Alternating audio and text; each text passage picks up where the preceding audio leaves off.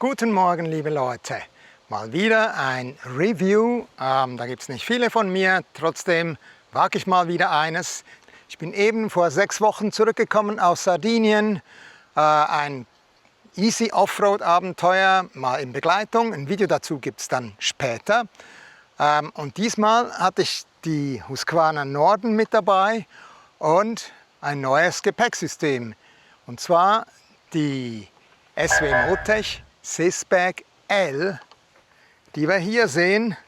Das ist eine Softtasche, die aufs System montierbar ist.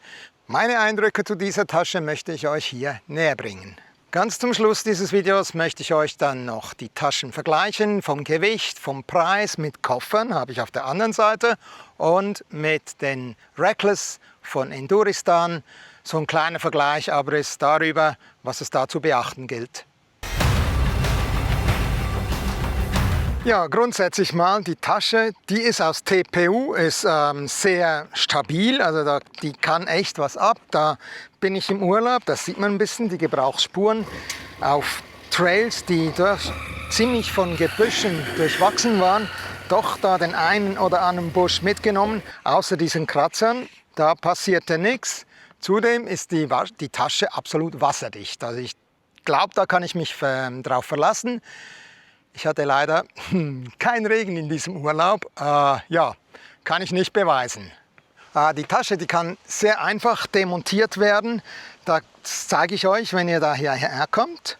Da ist eine Falle hier hinten, die drückt man runter und dann ist die Tasche, schwuppdiwupp ist die weg. Okay, die ist beinahe leer.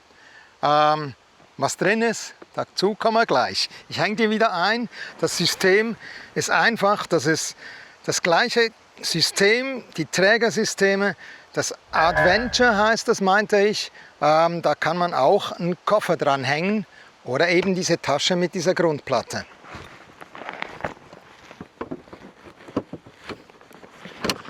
Zack, und schon ist sie wieder drauf.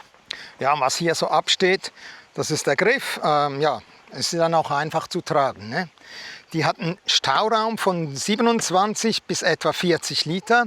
So ist es zumindest den offiziellen Angaben zu entnehmen. Habe ich jetzt nicht nachgemessen, muss ich einfach mal so stehen lassen. Wenn ich die Tasche jetzt öffne, zu den Schnallen kommen wir dann später. Die hänge ich aus, ratsch ist der mit Klett auf. Da sieht man, hier ist eigentlich genug Stauraum, dass da noch mehr Platz wäre, auch unter dem stabilen Deckel. Da ist noch ein Reißverschluss, was drin ist, da kommen wir auch gleich dazu. Schließbar mit Rolltopfverschluss.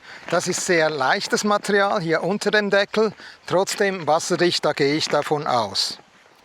Hier außen haben wir ein Mollesystem, da ist noch weiteres Gepäck oder was auch immer verstaubar, wobei ich mich frage, also wir werden das von hinten gleich noch sehen, es ist breit genug, also ich würde hier außen eigentlich nichts mehr befestigen wollen. Wenn, dann hätte ich gerne einen Molle hier und Molle hier, aber außen, da bringt das eigentlich nichts. Ja, zum Lieferumfang gehört dann noch, jetzt mache ich die Tasche mal auf, gehört eine Innentasche, die ist ohne Deckel oder so. Ein bisschen mit einer Shape, die passt. Die Aufteilung, die kann man selber machen da mit diesen klettverschließbaren Zwischenabteilen. Ich fand, für eine Tasche war das gut. Da konnte ich irgendwie schwere Sachen so reinstellen oder Werkzeug so reinmachen. Dann musst du nicht immer zu unterst das Zeug rausgrapschen. Das Schwere kann auch zu unterst, das ist auch möglich und es ist halt natürlich so, habe ich das Schwere, was Werkzeug ist vor allem, habe ich da vorne gelagert.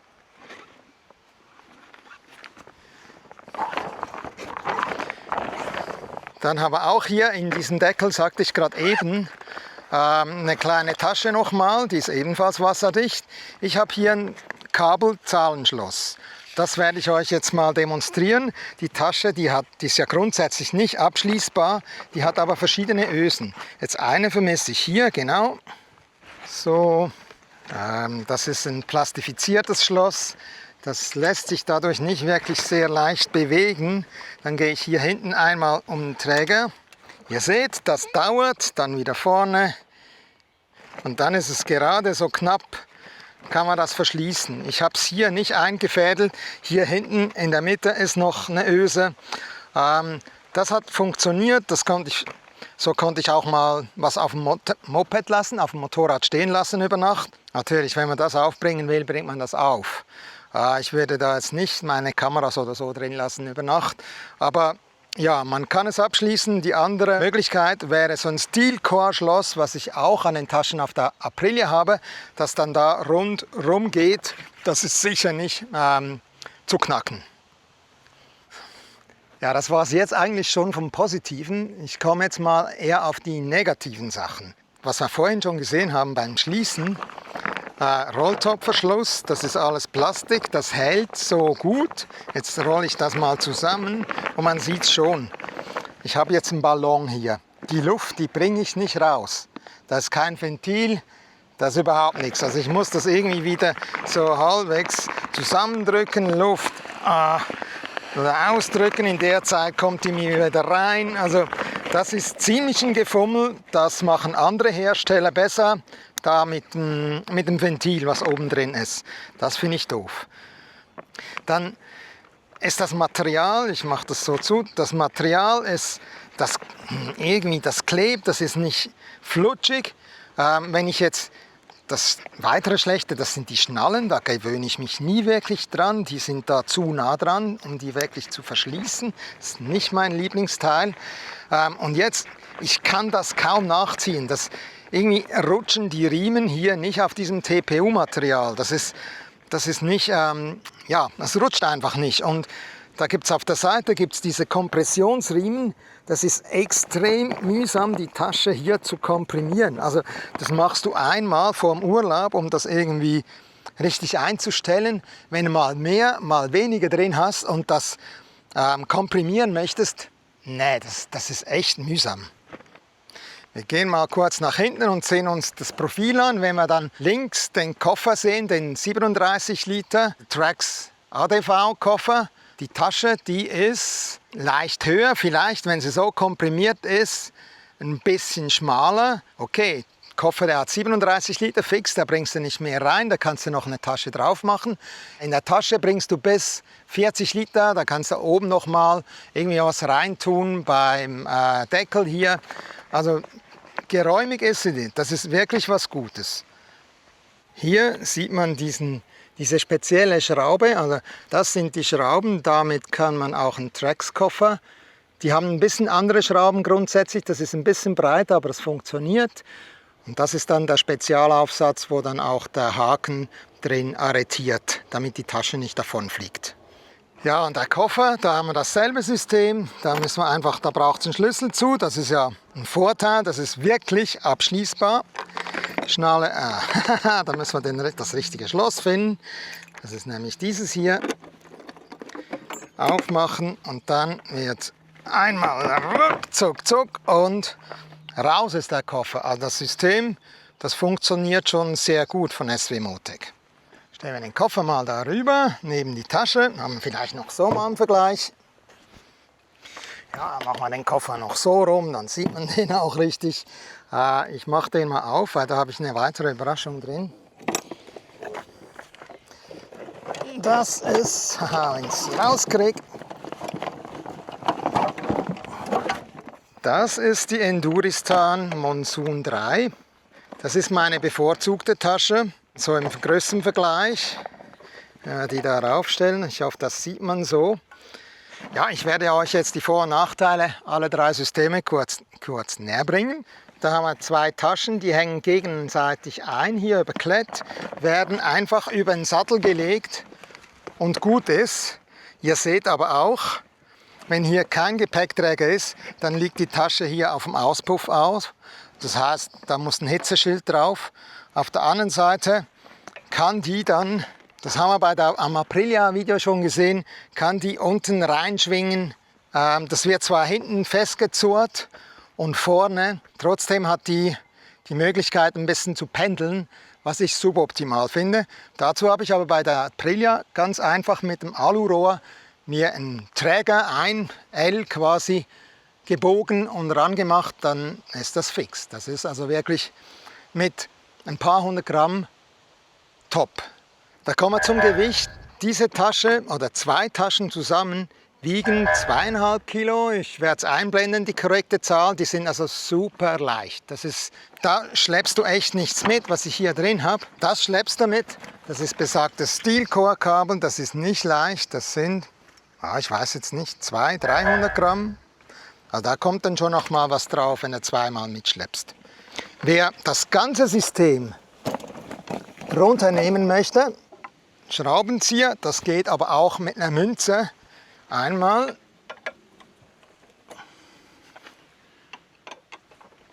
zwei,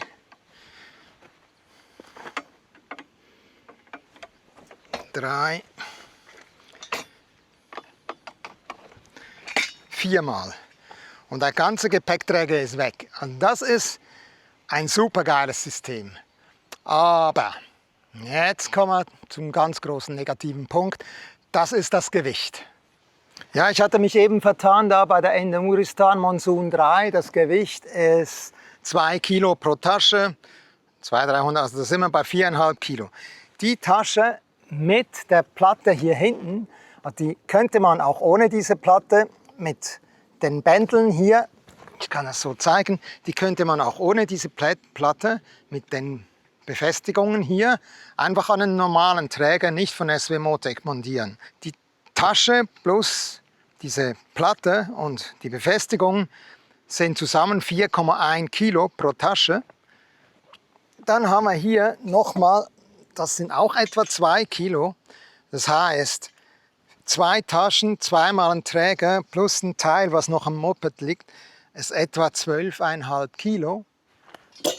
Und dann gehe ich hier und habe 2 mal 2 Kilo, da bin ich bei 4 Kilo. Also ich trage einfach schon mal per se 8 Kilo, mehr als 8 Kilo mit mir rum.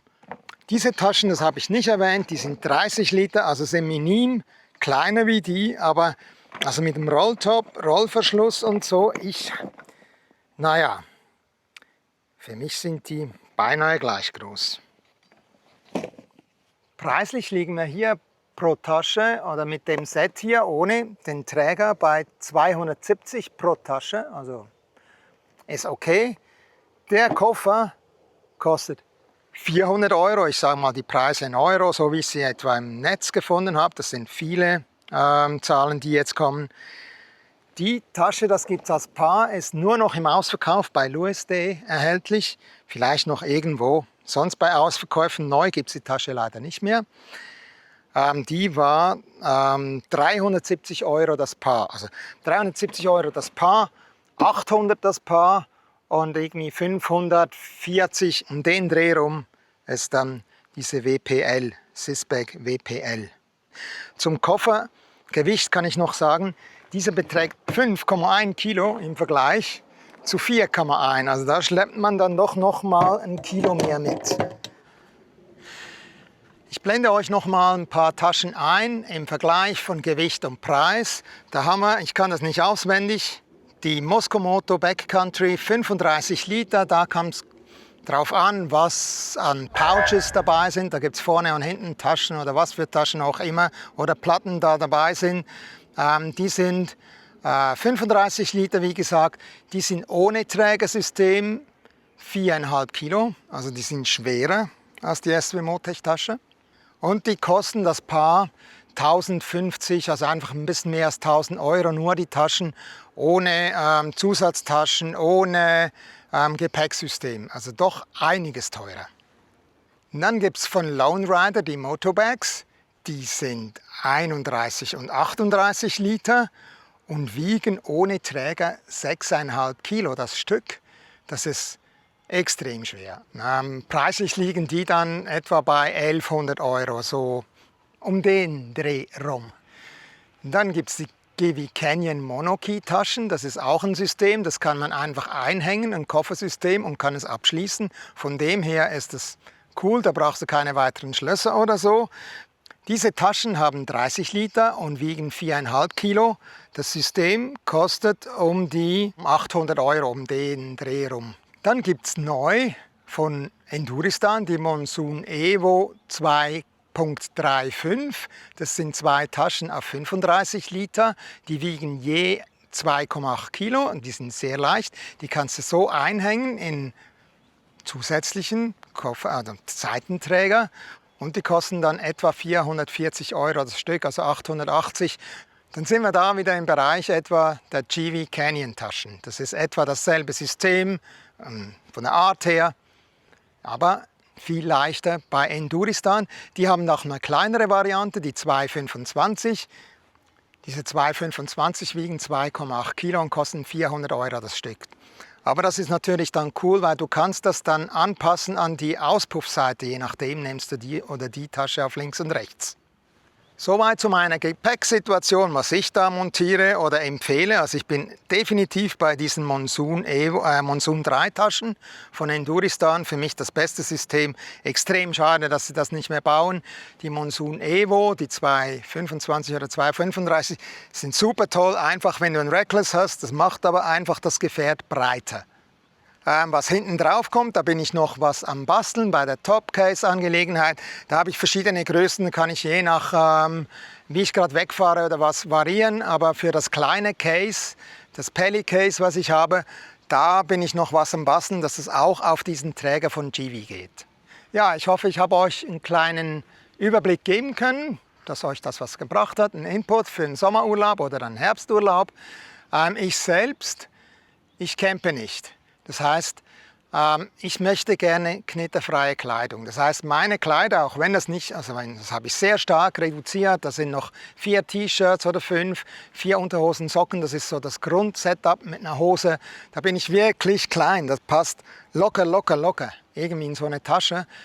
Plus natürlich den ganzen Rest, den ich mitschleppe. Aber ich möchte Kleider halt in so Packing Cubes drin haben, die sind halt irgendwie nicht quadratisch, aber irgendwie so in einer Dosenform. Und die kriege ich einfach nicht gescheit in Reckless-Systeme gepackt. Die Reckless-Systeme, die alle so nach vorne gehen, die haben einen großen Vorteil, dass die vom Gewicht her zentral, das größte Gewicht liegt dann zentral, es liegt tief. Es ist nicht immer einfach zu montieren oder demontieren, aber ich kriege die nicht richtig gepackt. Also wenn du deine Wäschegähne einfach zerknitterst und irgendwie reinwirfst, dir ist Aussehen unwichtig, bist du bestens bedient. Aber wenn du so eitel bist wie ich, ja, ich möchte knitterfreie T-Shirts. Ich möchte ausgehen, ich möchte nicht wie ein Motorradfahrer aussehen abends. Da bin ich ein bisschen eitel. Ja, das war's. Ich wünsche euch viel Spaß bei meinen weiteren Videos. Gebt mir ein Like. Abonniert meinen Kanal und dann sehen wir uns beim nächsten Video.